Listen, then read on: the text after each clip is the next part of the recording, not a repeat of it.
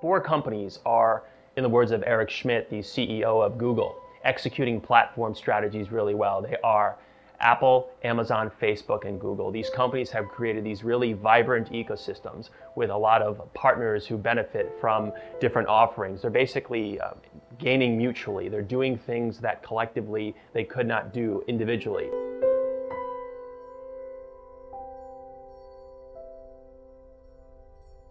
Now, these companies have a great deal in common, but they don't do everything the same. So just as a perfect example, Google has been a little bit late to the social game. Orkut didn't work out very well, and Buzz didn't go over very well. But now that Google has launched Google+, it actually is starting to get into the game a bit more. And they're mimicking the success of Facebook, but they're taking the things from that platform and applying their own sort of brand to it. The interesting thing is that these platforms are very dynamic.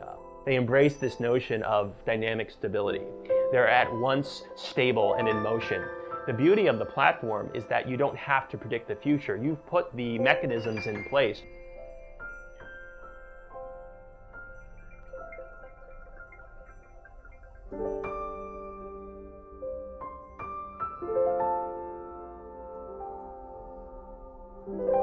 A lot of the innovation is external. It comes from partners. So when you have a company like TweetDeck, for example, that's developing a product that works seamlessly with Twitter, that's an innovation that comes from the outside or from a partner.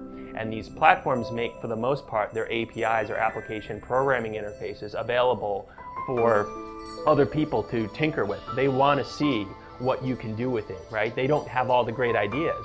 And eventually this type of mentality is starting to make its way into big companies. Certainly like Procter & Gamble, for example, they put on one of their websites that they have these particular needs for innovation, and they want people to help meet those needs. That's something that Amazon, Apple, Facebook, Google, all these companies tend to do, and we've seen the results. I mean, the directions that people have taken their platforms and their services are absolutely astonishing.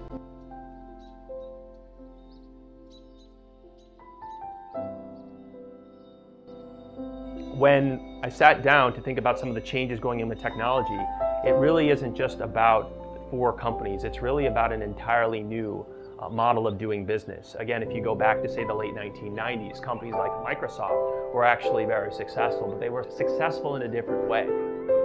The platforms that I write about in the book are really very different. They're very vibrant and robust ecosystems containing a lot of partners and communities. It is very much an open or collaborative type of environment. And these companies realize that by growing their platform and embracing different partners, they can actually do things collectively that they could not do individually. This is very much the way of doing business in the future as I see it.